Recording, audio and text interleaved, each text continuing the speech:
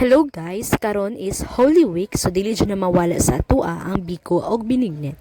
So first, hugasan nato ang malagkit rice, or in other term, kisla nato ang malagkit rice. Usually 3 times na mo siya ginahugasan kay mura gud siya maglungag og rice ganon. Ako na siyang auntie guys, uncle og ako ang mother. So, simple ra jud kaayo ang ingredients sa biko, no? Malagkit rice, brown sugar, and tuno sa lubi. So, kaniya ako ang auntie guys, kay mutabang ni siya, kay kakaunon po siya o biko.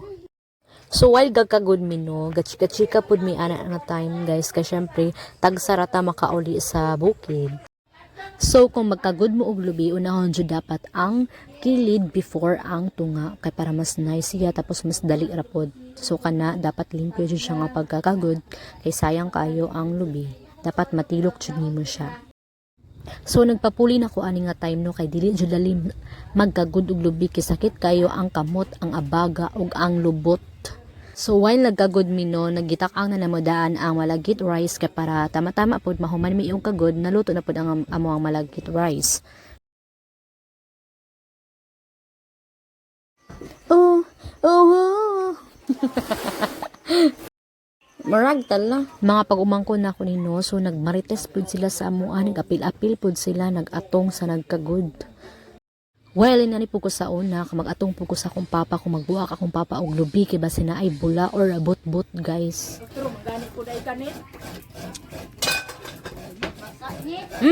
Dito na eh. So, human naman mig kagod, no, naganda-gandahan na lang ko dala guys, which is gwapa man pod, charis. So, human naman mig kagod, no, human na pod mi og luto og malagkit rice. So, gitak-ang na namo ang amo ang pangmalakas ang karahay, kay isa ka baryo amo kaon ani among biko karon. Mauna ni siya ang lubi nga among gigagod ganina. So, ang next step ani is amo ani siyang kupsan. Kay ang main purpose lang man dyan na to ani, kay makakuha ta og tuno sa lubi, which is katong liquid na siya. Mauna ni siya, gimikos-mikos na siya, no, kay para makupos dyan na to ang ato ang goal nga tuno. So, gibutangan naman siya og tubig gamay, kay para makakuha mi og daghan nga tuno. Mauna na siya, mauna siyang kumot-kumot.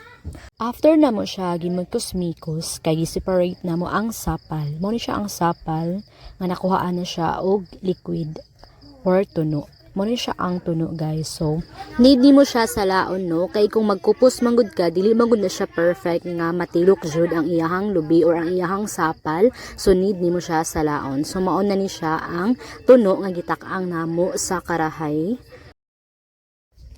Amuan na siyang gitak-ang kay para mobukal na siya. Then, kailangan na nato na siya ukay-ukayon kay para dili siya magdibugol ang tuno or ang gata. Dili pud nimo siya always ukay-ukayon guys. Siguro mga after 5 minutes, ukayon na pud nimo siya kay para mag-smooth ang iyahang texture. I think, not sure bitaw, kay di ko kabalo siya ang explanation ana guys. As you can see, no, medyo ning brown na siya. Then, gibutangan na naman siya og sugar. Ang sugar ha is nakadepende na siya sa inyo ha, kung unsa inyong prefer nga katamison. By the way, no, ang amo ang nagamit ani nga malagkit is 2 and 1/2 kilos. Then, ang sugar namo nga nagamit is 3/4 lang siya. Mauna ni siya ang perfect nawong, no, after mabutang ang sugar. So, after ma-mix is kailangan habwaon na ang karahay sa kalayo para dili mapait ang latik. So, ang gibuhat namo, no, kay gikuhaan sa namo siya og isa ka baso nga latik, kay basin basa-basa ra pod ang biko. So, if ever man galing nga ugara siya, so pwede na nato siya ibalik ang katong isa ka mag nga latik. So, gimix na namo ang naluto nga malagkit rice dito sa latik. So, gimikos-mikos namo siya guys. Then, gianam-anam rapod na mo og butang ang malagkit rice sa latik, no, kay para dili maglisod og mix. Gibuhat na mo is gitunga sa namo ang malagkit rice, gilunod sa namo ang first set. Sumon pa ni siya ang first set guys. So, ilunod na namo ang second set, no, nga malagkit rice.